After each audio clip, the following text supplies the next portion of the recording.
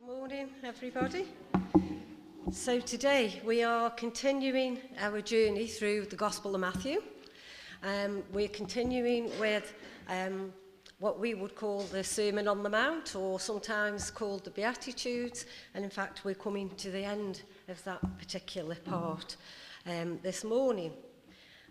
All that has gone before as Jesus was speaking to that crowd on the mountainside all those years ago, has been leading up to this moment.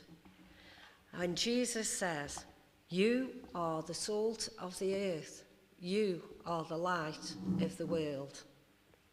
So Jesus was speaking to those who were following him. He was speaking to those who were journeying with him, who were part of the family of God's kingdom at that time, wanting to know more, seeing something in Jesus, following him around to learn from him and his teachings.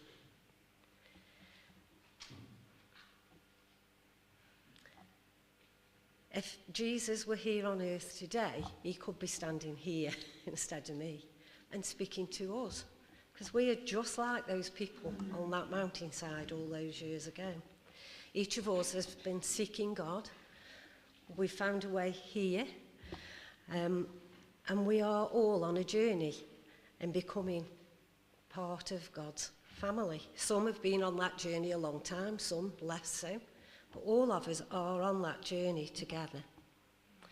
And so we can learn too, just as those people all those years ago. And I think what Jesus is saying and throughout the whole of this Sermon on the Mount is it's teaching us about ourselves and our relationship with God and with each other.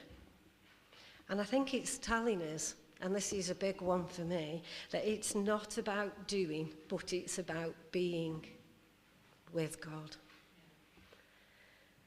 So often, I know I am a doing person. We see it throughout the Bible, don't we? We've got Mary and Martha as the perfect example, one who was doing, one who was sitting at Jesus' feet. And we need to do both. We need to do and we need to be, but we have to get them in the right order, because otherwise we're doing it in our own strength. So we need to make sure we're being and following Jesus, just as those people had followed him where he was going.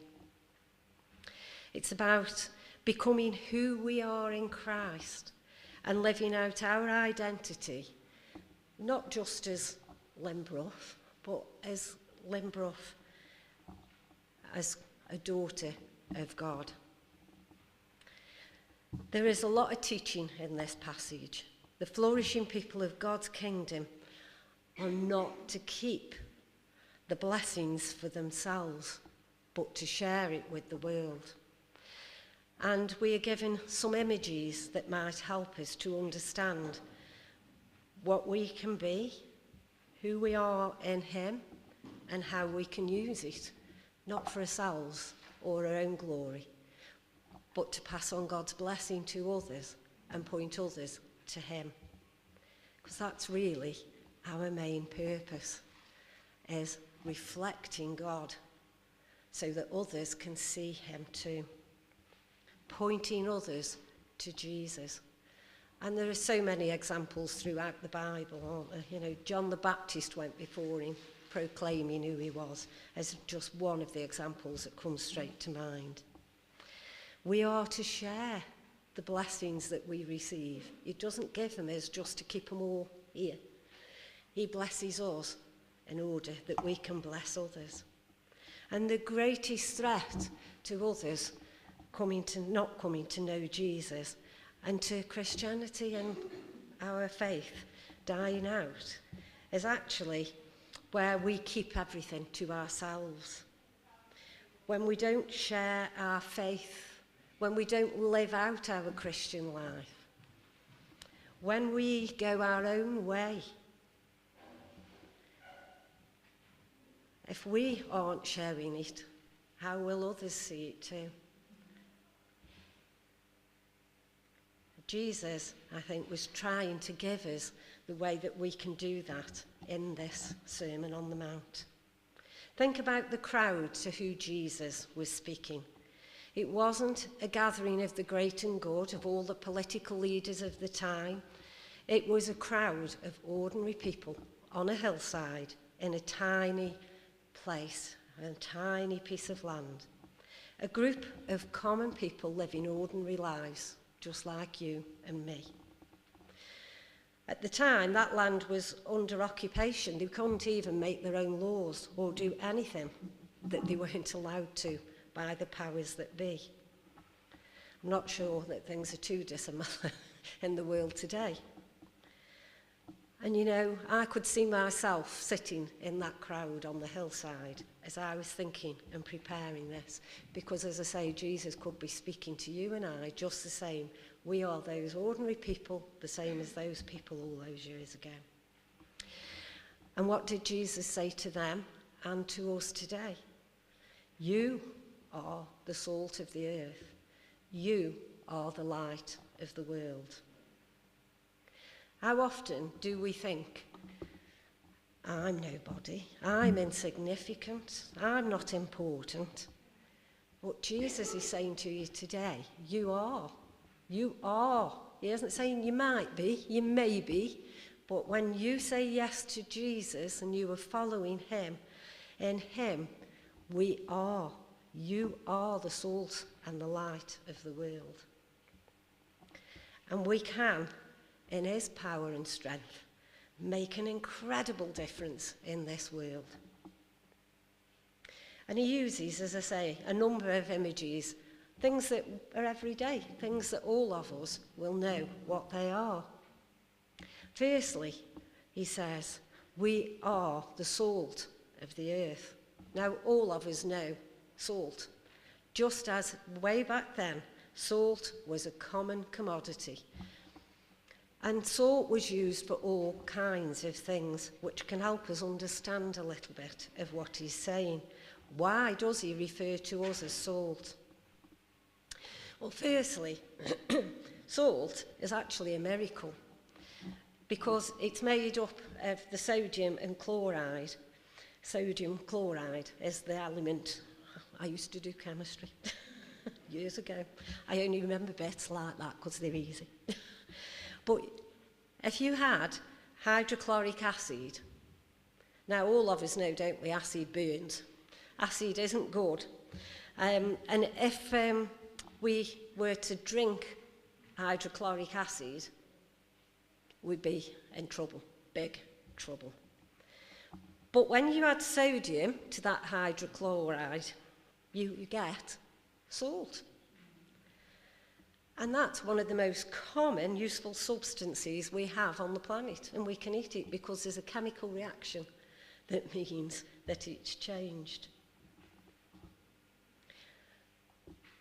When we meet with Jesus, we are changed. And we need to just think a bit more about this salt. When, at the time when Jesus was speaking, it was very valuable, a valuable commodity in those days. What we take for granted today, we can just go and get it off a shelf, and it's one of the cheapest things we can buy, isn't it? In Jesus' time, it was like pure gold to them. Salt, it could be used for so many things. It could be used as a preservative. And 2,000 plus years ago, people hadn't got a fridge or a freezer. Salt was used to preserve things. It was valuable. It was often traded ounce for ounce with gold, a very rich commodity. It was really expensive. It was also used to pay Roman soldiers because it was worth so much. So the Roman soldiers would be paid for a day's work with salt. And that, in fact, is where we get our word salary from today, for what people are paid, because SAL, sal, is salt. If a Roman soldier didn't do his job, he wouldn't get all his day's worth of weight of salt. And that's where we get the phrase from, he's not worth his salt. He's not worth his salt if somebody doesn't do a good day's work. So what does that mean for us? Well, we live in a world, don't we? A world that's decaying, that's rotting, that's not the best. All sorts of things going on. We only need to look at the news this week, at some of the things that are going on in our world. And the world needs the goodness of God as much as ever. As bad as things are, can you imagine how bad things would be if there was no Jesus and there's no Christians and no churches? How would it be? How bad would it be? Well, he's telling us we are the salt, and we need to be the salt in our world, because Jesus is the answer to all that decay and badness in our world. We need to be salt. We need to be salt in our world, to stand out, to stand up for what's right.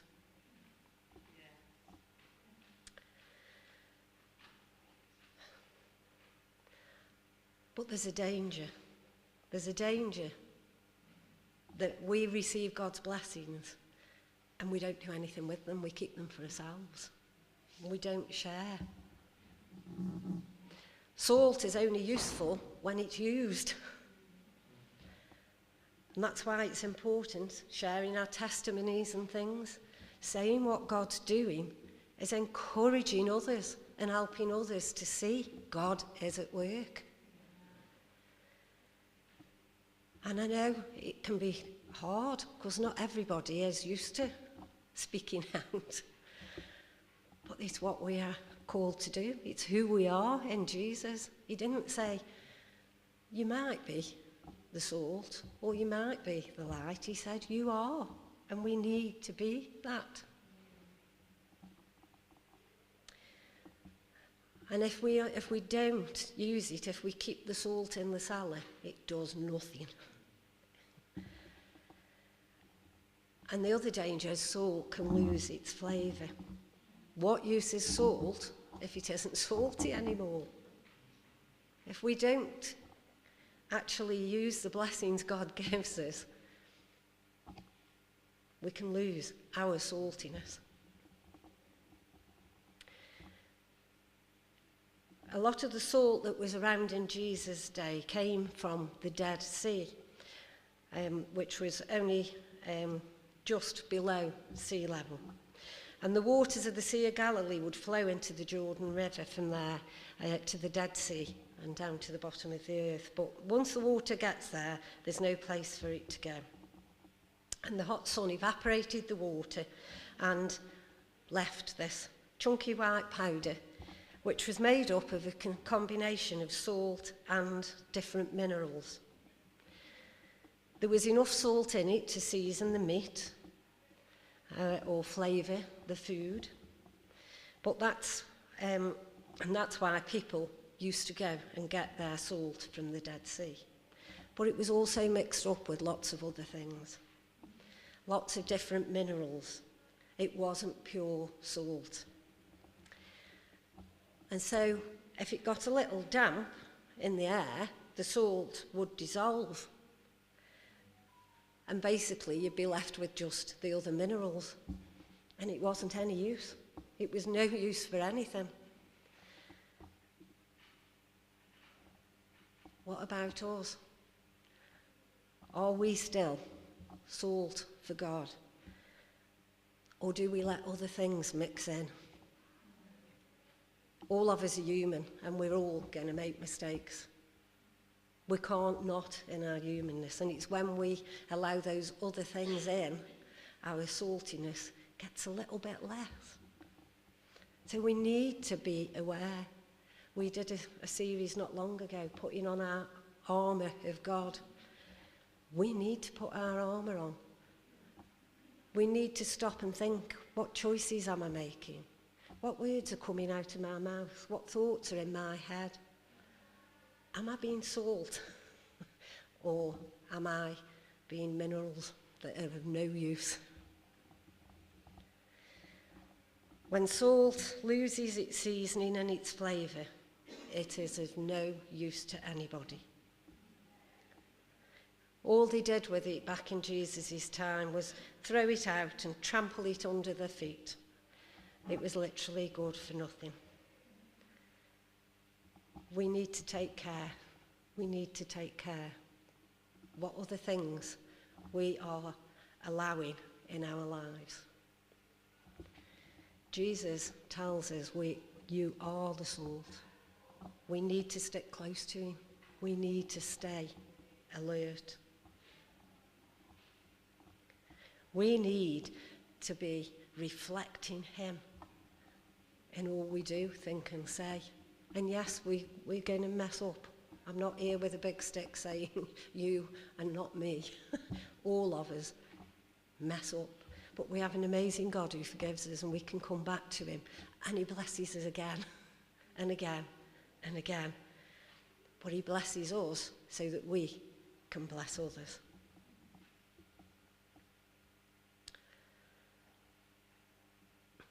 We need to be that flavouring, that sprinkling in our families, at work, with our friends.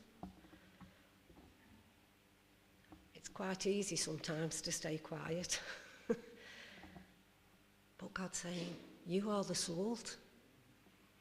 When we say yes to God, we kind of, we become kind of an agent almost, if you like, for want of a better word. And we become his representative here on earth. We need to keep salty, guys.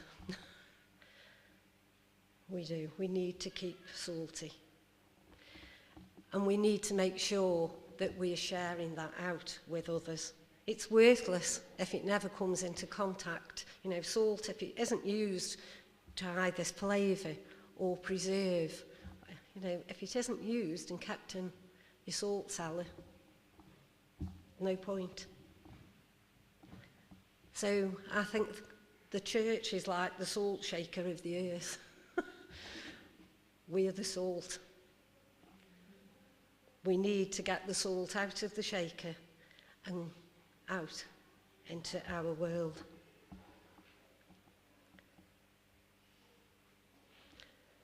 Salt that stays on the shelf doesn't do anyone any good. We need to be getting out and sharing God with those around us. Jesus goes on to say, you are the light of the world. So we've got salt and we've got light. Salt is something about our character. It's our character, the saltiness is what is our character. And the light, I think, for me, is about our conduct, what we are and what we do. People will see a light. What does light do? It dispels the darkness and it attracts. Put one single little light in a dark room, and if there were people in there, straight away, if you were there, your eyes go to the light. It's dispelled that little portion of darkness and it attracts. Whether it's the cells, moths, whatever, it attracts. If you're in that dark place with just one light, you will focus on that light. Light, it's been used by sailors to plot the course across the sea, or with the lighthouse to keep them away from danger and give them direction so they know where they are going. So why does God say you are the light and command that we shine as light. Because, as I said earlier, I think we live in a dark world. Several times throughout the Bible, we are commanded to shine as light in a dark world. 2 Corinthians 4:6 says, "For it is the God who commanded light to shine out of the darkness, who has shone in our hearts to give the light of the knowledge of the glory of God in the face of Jesus Christ." Philippians 2:15, "You may become blameless and harmless, children of God without fault, in the midst of a crooked and perverse generation, among whom you shine as lights in the world." And Ephesians 5:8, "For you were once darkness, but now you are light in the world." Walk as children of light. Wow. How are we to be lights? Well, I had this explained to me, or heard it explained once, and I'm very much a person who likes an image. And this image was that Jesus is the sun, and we are the moon. The light that reveals he is the light. The moon doesn't have its own light, it reflects the light off the sun. Jesus is the light. He is like the sun. We are like the moon. We reflect Jesus. We aren't the light, Jesus is the light. And it's his light in us that equips us to say, yeah, you are the light of the world, but it isn't our own light that we're sharing. It's Jesus. We need to be reflecting God. Talking about another image that came to my mind, it's like a stained glass window and the sun shining through it. You know, how it just makes, because sometimes you can't see the image very well if it's a dull day, and then if the sun comes through it, how it lights up. When we reflect God in our lives and Jesus' light, then it brings lightness into our dark world.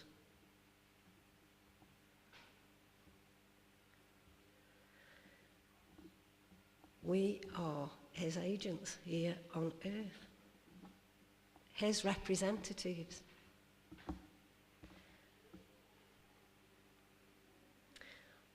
And you know, I thought it came again, something I very often hear these things, and because they help me, they stick. But like the CIA, not the people, the agency over in America, Christians in action. That's what we need to be. That's what we need to be. We need to be a light in a dark world. Jesus didn't say, you can be, or you might be. He said, you are the light of the world. You are the salt. We need to be shaking that salt and shining the light of God in this world. And Jesus finishes saying, let your light shine before men, that they may see your good works and glorify your Father in heaven. How do we know if we're being salt and light? How do we know if we're shaking that salt, shining that light, and being who he wants us to be?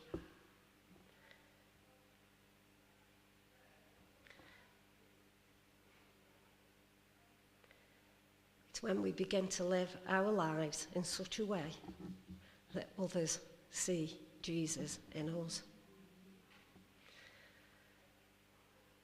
It doesn't always have to be the great big things. It's little things that matter just as much. Yeah, some of us might be called, you know, the Billy Grahams of this world who go and speak to thousands and what have you. But we are called to serve where we are, to be salt and light where we are. And it will make a difference. It will make a difference to our community here. It will make a difference in our families. It will make a difference where we work. God isn't asking us to do anything he doesn't equip us for. He blesses us so we can bless others in his name. When we begin to live our life thinking, okay, God, where do you want me to be salt and light today? Lord, I've got this struggle and a choice to make. Help me to make the right choice so I'm not like salt that isn't salty anymore. When we begin to live our lives each day, being with him, receiving what he has for us, we'll find ourselves, we can't help but go and share it. We'll become who we were created to be.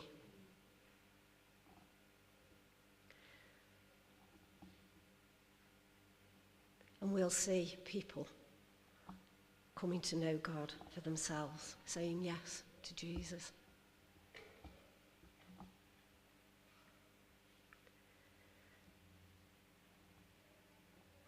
How are we doing? How is each of us doing? Are we feeling like salt and light today? Or are we perhaps feeling a little bit, I've lost a bit of saltiness in my journey with God? Let's take stock. Let's take stock together. Come afresh to God. Come and receive the blessings he has for us. Stay close to him and ask him to guide us and show us both where and how he wants us to be salt and light for him. Just sorry, Ashley, I hope you don't mind me saying, but I know Ash was saying that this last week, just driving round in his truck, and he's got a cross that's illuminated on the front. And that initiated 3 conversations with people at a truck stop. He was being salt and light with that cross in his truck. It doesn't have to be hard and grand things, everyday things. Everyday things. God hasn't called us to be anything he doesn't equip us to be. He's called us to be salt and light for him. He equips us for what he asks.